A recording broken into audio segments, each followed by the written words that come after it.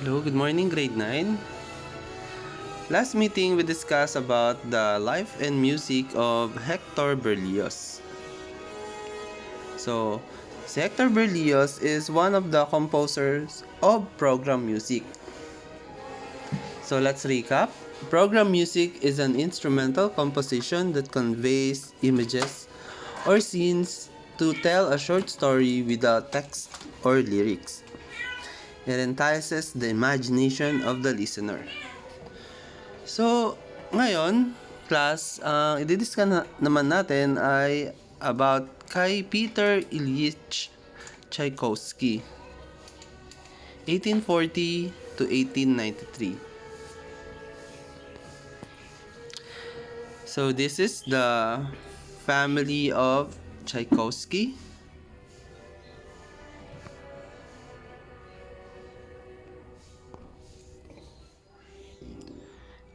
The Tchaikovsky family tree.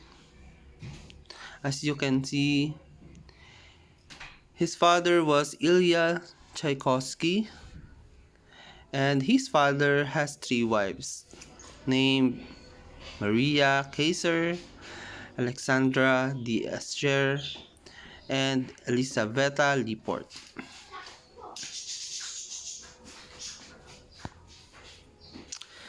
The Tchaikovsky life. He was born on May 7, 1840 in Vodensky Kings, Russia. He had 4 brothers and 1 sister. His father Ilya had 3 wives. He first studied law in his youth and became a law clerk in St. Petersburg. In his 20s, he rebelled and began to study music at the conservatory in St. Petersburg. He was also a big fan of Mozart. Tchaikovsky studied composition with Anton Rubinstein and moved to Moscow and started teaching at the new conservatory.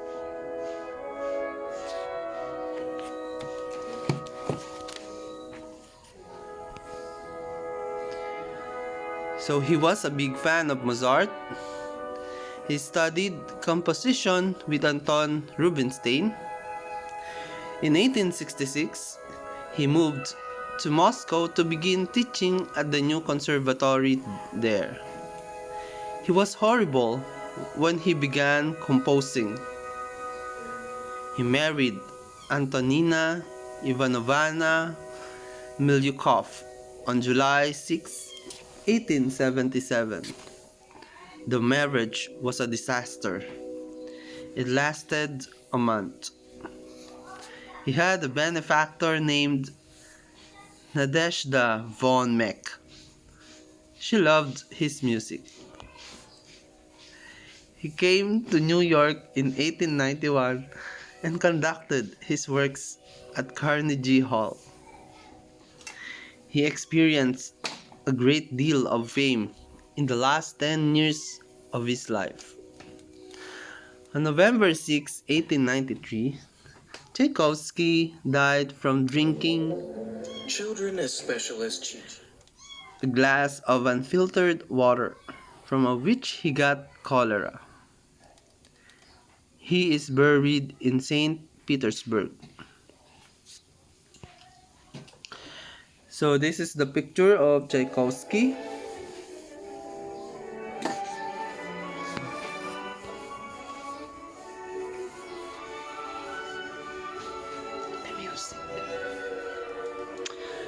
So this is the famous composition of Tchaikovsky: Swan Lake, Sleeping Beauty, The Nutcracker, Romeo and Juliet,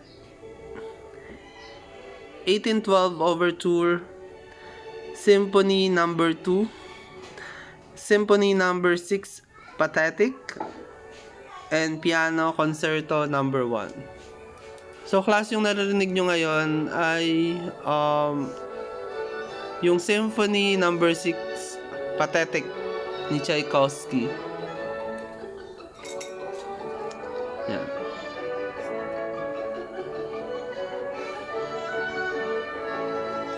His musical mark. He was the master of the ballet. His melodies are very haunting. He used a great deal of folk music in his symphonic works. His music is known for being both too beautiful and too depressing.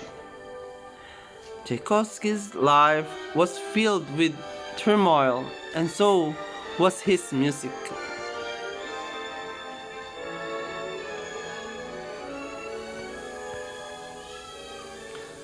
Tchaikovsky's manuscript. So, ito yung sample manuscript ng composition ni Tchaikovsky.